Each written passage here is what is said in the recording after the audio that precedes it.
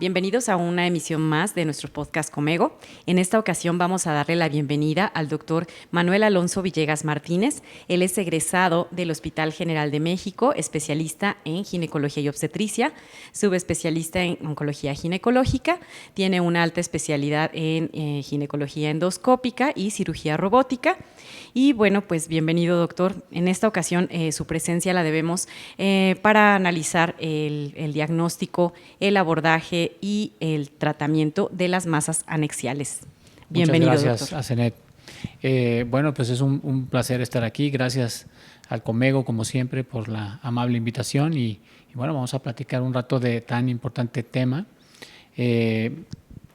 Si bien es cierto, las masas anexiales, ováricas o paraováricas, son una de las causas más frecuentes de consulta. Se considera que incidentalmente podemos tener este hallazgo en población premenopáusica, dependiendo de la literatura consultada, entre un 3 y un 18%, disminuye un poco hacia la etapa postmenopáusica, sin embargo, pues un 8% se considera bastante breve, ¿no? Ante esta situación, creo que sería importante establecer cuál es el objetivo de que el médico ginecólogo cuente con un protocolo de abordaje de este tipo de masas anexiales u ováricas. Bueno, la pregunta es muy interesante y es muy importante, porque en la prioridad del abordaje de estas masas obviamente es establecer el riesgo de malignidad, por una parte, y por otra parte, en las pacientes que no están en riesgo de malignidad, saber cómo abordar, sobre todo en la edad reproductiva, para ser más conservadores con los manejos, sin dejar de diagnosticar y tratar y poner en riesgo, o sea, no podemos poner en riesgo a nuestras pacientes por un mal abordaje. Entonces, para esto existe un protocolo establecido y esa es la idea de ese protocolo. Uno, diferenciar entre las pacientes que están en riesgo y las que no están en riesgo de tener una masa maligna, y la otra es dar un adecuado abordaje y más conservador en las pacientes en las que no. ¿De acuerdo? Ok, y bueno, ¿cuál sería, como para nosotros como ginecobstetras o ginecólogos, la principal herramienta de abordaje o de diagnóstico para este tipo de hallazgos o de masas? Sí, bueno, es también muy importante, porque es la herramienta con la que nosotros trabajamos todo el tiempo, es el ultrasonido transvaginal, el ultrasonido ginecológico, y esa es precisamente la herramienta más útil para el primer abordaje de estas masas. Podríamos pensar quizá en resonancia magnética o en tomografía, pero no es así. La caracterización de estas masas es principalmente por ecografía, y obviamente en base a los hallazgos ecográficos estimar si debemos o no solicitar estudios adicionales. Ok, esta parte que usted nos comenta, doctor, es sumamente importante, ya que, bueno, como sabemos, a lo largo de la historia de este tipo de diagnósticos, se ha intentado estandarizar, homogeneizar los términos que nos puedan ayudar a describir estos hallazgos. En 2015, un grupo que surge a partir del Colegio Americano de Radiología decide hacer una estadificación que se llama ORATS. ¿Es correcto? ¿Puede, por favor, explicarnos en qué consiste y cuál es la importancia de este tipo de sistemas de estándar? Claro, esto sucede como en otros órganos, y nuevamente el objetivo principal de esta estandarización que mencionas es poder, en base a esas características, establecer el nivel de riesgo que tiene el paciente o no, y si no existe un riesgo, ¿no? Entonces, caracterizando por ultrasonido el aspecto de esas masas, podemos ver que hay masas quísticas, pequeñas, menores de 3 centímetros, hay otras que son completamente quísticas o uniloculares, entre 3 centímetros y 5 centímetros. Entonces, conforme se van sumando estos hallazgos, si tienen multiloculado, con vascularización, con partes sólidas, el tamaño, se va definiendo y estableciendo el nivel de sospecha, y en base a este nivel de sospecha se determina el qué hacer con la paciente, ¿no? Es muy importante también mencionar, Asenet, la expertise que debe tener la persona que haga el estudio, porque lo menciona el sistema, ¿no? El ORATS, que es nuestro principal abordaje, el ultrasonido, pero en masas sospechosas es conveniente que un radiólogo experto sea el que caracterice mejor ese hallazgo, ¿no? Para poder diferenciar, ¿no? Como sucede en otras áreas del cuerpo, como en la mama, el BRADS, ¿no? Que dependerá siempre del observador y de qué tan entrenada esté esa persona para emitir un juicio. Entonces es muy importante rodearnos de esa gente capaz, ¿no? Claro que nosotros contamos con la herramienta, lo sabemos hacer, lo sabemos caracterizar, pero si queremos obtener una mayor información y ser más precisos, pues claro que tenemos que apoyarnos en personas un equipo multidisciplinario, ¿no? Altamente calificados, sí. Correcto. Ahora, esto que nos mencionaba el doctor Villegas, es importante establecer como tres tipos de riesgo, ¿cierto? Estos 3 tipos de riesgo nos harían, como tú mencionas, la diferencia entre el abordaje y probablemente el tratamiento y el pronóstico a largo plazo. Podríamos abordar más o menos, por ejemplo, cuál sería el diagnóstico y el manejo de las pacientes que localizamos dentro del grupo de bajo riesgo.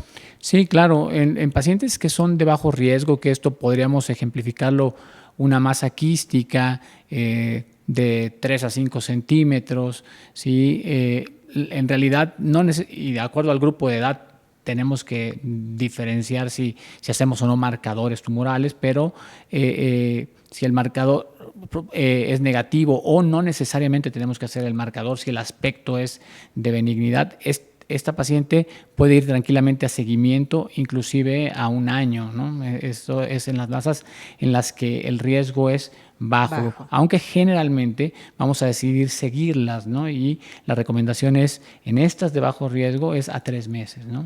Ok. En el caso de las pacientes que se van a clasificar como riesgo intermedio, ¿cuál sería el manejo y el seguimiento?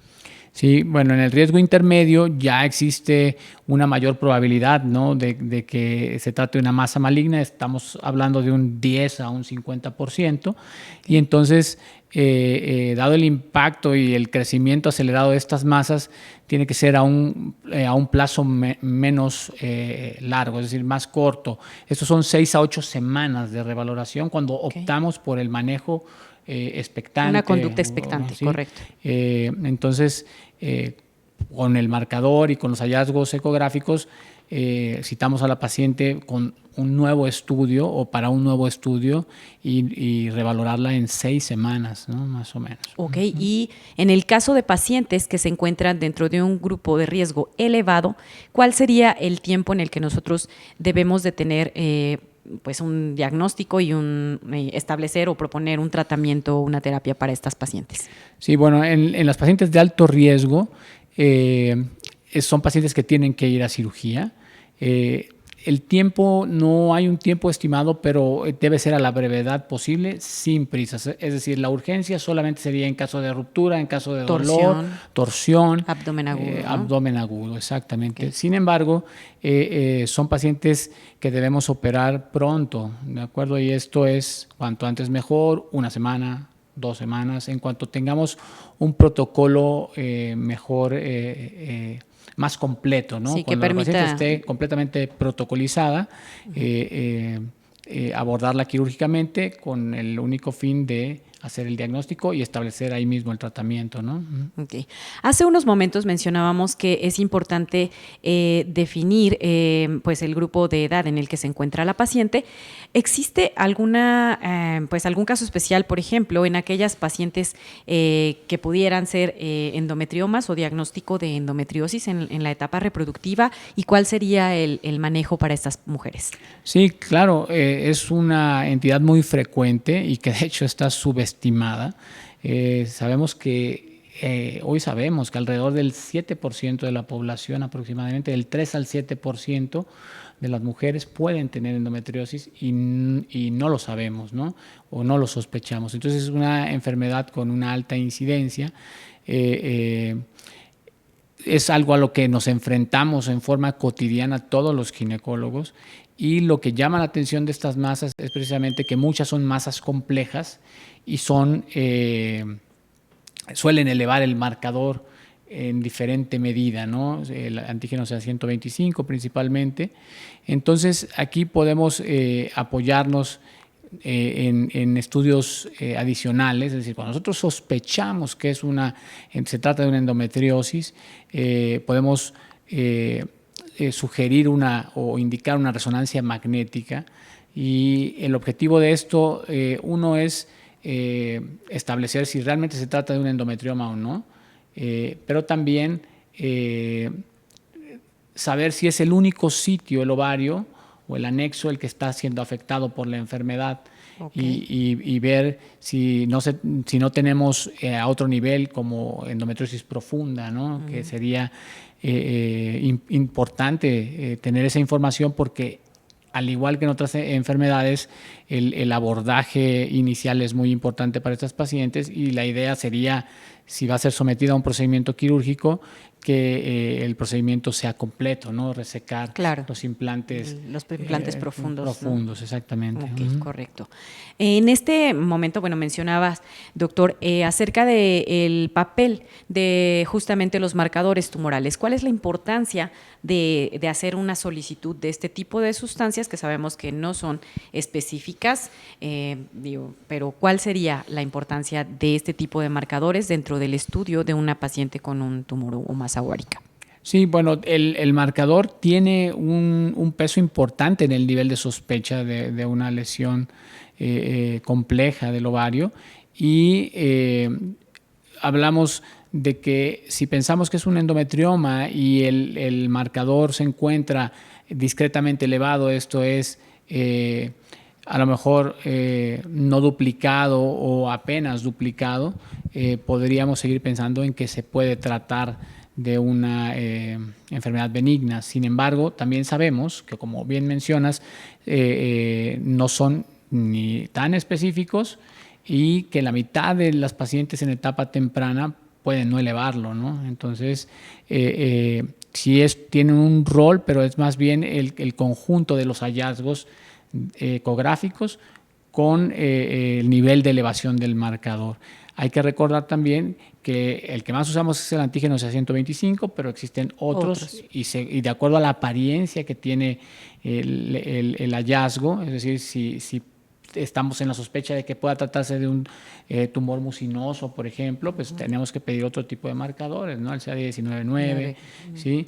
Pero sí, ahora cuando están elevados significativamente, pues tenemos que pensar como primera posibilidad que se trata de una enfermedad maligna, y esto va en relación a la planeación quirúrgica, ¿no? Es decir, si no soy ginecólogo, pues quizá alertar o comentar el caso con alguien que pudiera apoyarnos en caso de resultar un cáncer, y someter estas masas siempre a un estudio transoperatorio, ¿no?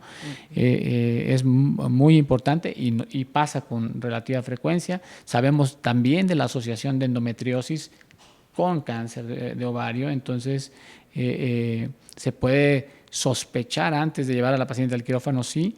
Y la manera es, nuevamente, en los estudios de imagen, cuando hay porciones sólidas, si son vascularizadas, hay que tener una sospecha de que esa porción sólida no tendría que ver mucho con un endometrioma, ¿no? Entonces, ahí entra en juego el marcador, aunque hemos visto pacientes con discreta elevación y con una endometriosis quizás severa o con tumores malignos, ¿no? Francos. De acuerdo.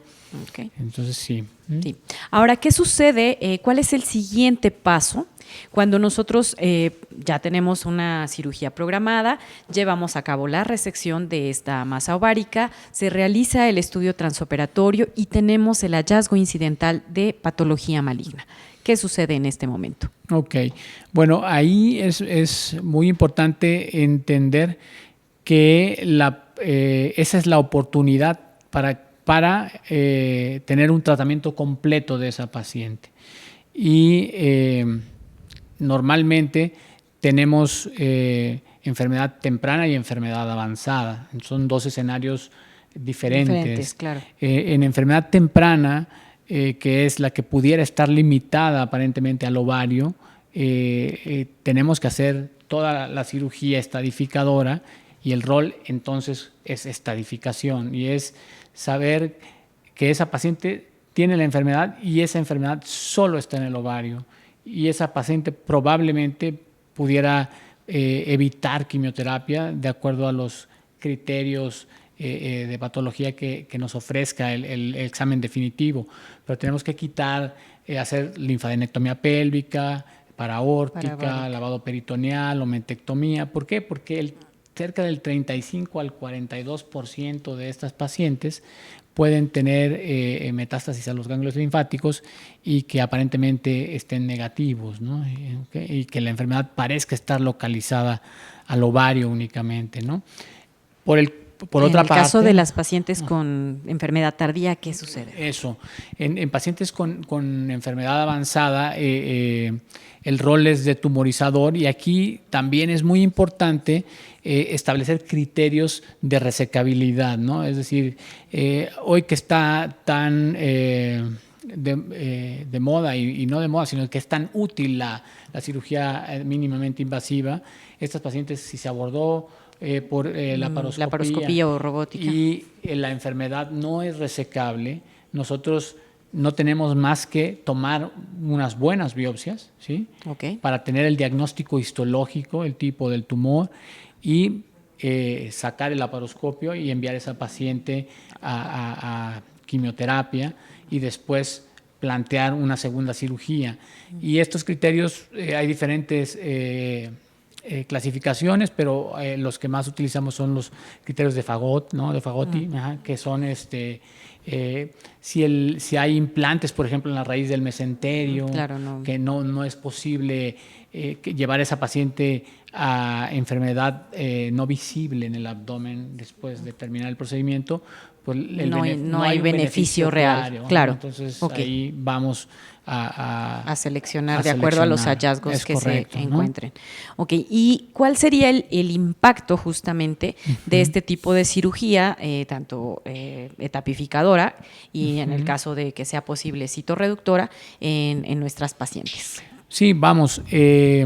También desde hace mucho tiempo conocemos esta información que comentábamos, de que si nosotros logramos hacer una cirugía completa, el paciente va a tener una mejor respuesta a la quimioterapia por la menor carga tumoral. Sin embargo, también sabemos que no hay un beneficio si vas a dejar enfermedad, ¿no? En forma importante. Entonces, y aumentas la morbilidad, ¿no? Entonces, claro. si yo no estoy entrenado para hacer ese tipo de cirugías, lo que debería hacer en ese momento es llamarle a alguien que sí, para que evalúe y vea si se puede o no se puede hacer, porque esa paciente, si es quirúrgica y la enfermedad es resecable, tendrías que volverla a llevar a quirófano. Claro, nuevamente. Para evitar otro tiempo quirúrgico. Exactamente. ¿No? Evitas otro tiempo quirúrgico con sus riesgos, con todo lo que eso conlleva, y el tiempo, ¿no? El tiempo que es tan importante en este tipo de neoplasias. Claro, cuando ¿no? es una patología maligna.